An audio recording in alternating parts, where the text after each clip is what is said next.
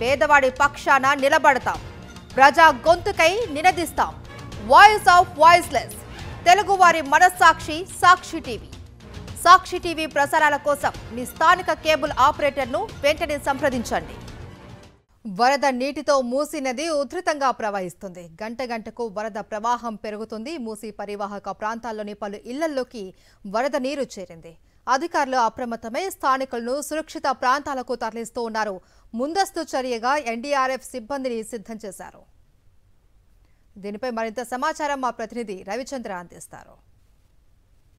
హైదరాబాద్ లో కురుస్తున్న వర్షాలతోటి మూసీ ఉప్పొంగి ప్రవహిస్తుంది. మనం ఇప్పుడు ముసరంబాగు బ్రిడ్జి దగ్గర ఉన్నాం. చూడొచ్చు, ముసరంబాగు బ్రిడ్జి ఆనవాళ్ళు లేకుండా అయిపోయింది. మొత్తం అక్కడి నుంచి ఇక్కడి వరకు కూడా బ్రిడ్జి ఉంది. అది ఒక చిన్న కెనాల్ లెక్క కనిపిస్తుంది. చూడొచ్చు, అది బ్రిడ్జి. ఇది బ్రిడ్జి మునిగిపోయి బ్రిడ్జి మీదకెళ్లి నీళ్లు వెళ్లిపోతున్నాయి. ఇక్కడ చూడొచ్చు, ఈ విధంగా దీంతో మూసీ పరిసర ప్రాంతాల్లో ఉన్నట్టుగా జనాలను కూడా అలర్ట్ చేశారు జిహెచ్ఎంసీ అధికారులు, హైడ్రా అధికారులు. ఇక్కడ కూడా చూడొచ్చు, వీళ్ళు డిజాస్టర్ రెస్పాన్సిబుల్ ఫోర్స్ కూడా వీళ్ళు కూడా ఎప్పటికప్పుడు జాగ్రత్తలు తీసుకుంటూ ఎప్పటికప్పుడు ఇక్కడ స్థానికులకు అలర్ట్ చేస్తున్నారని చెప్పుకోవచ్చు. నీళ్లు ఈ విధంగా లోపల వరకు వెళ్ళిపోయాయి. అక్కడ వరకు కాలనీ లోపలికి వస్తున్నాయి. చూడొచ్చు, లోపల దాకా వస్తున్నాయి. మూసి ఉప్పొంగి ప్రవహించి కాలనీలకు ఈ విధంగా వస్తున్నాయి, బయటకు వస్తున్నాయి, రోడ్లపైకి ఉప్పొంగి ప్రవహిస్తుంది. ఎందుకంటే ఎగువ ప్రాంతాల్లో కూర్చున్న వర్షంతో ఈసా నది మీద కట్టినటువంటి హిమాయత్ సాగర్ కి 8 గేట్లు తీయడంతో కూడా ఈ విధంగా వరద ఉధృతి పెరిగింది. 10,000 క్యూసెక్కులు వరద ప్రవాహం మూసి నదిలో ప్రవహిస్తుంది. స్థానికులు అడిగి తెలుసుకుందాం, ఎట్లా అంటే ఈ విధంగా ప్రవహించడానికి దీన్ని ఎట్లా చూస్తున్నారు? గత 30 సంవత్సరాల నుంచి మేము ఈ బస్తీల వాసులు ఇక్కడ ఉంటున్నాము.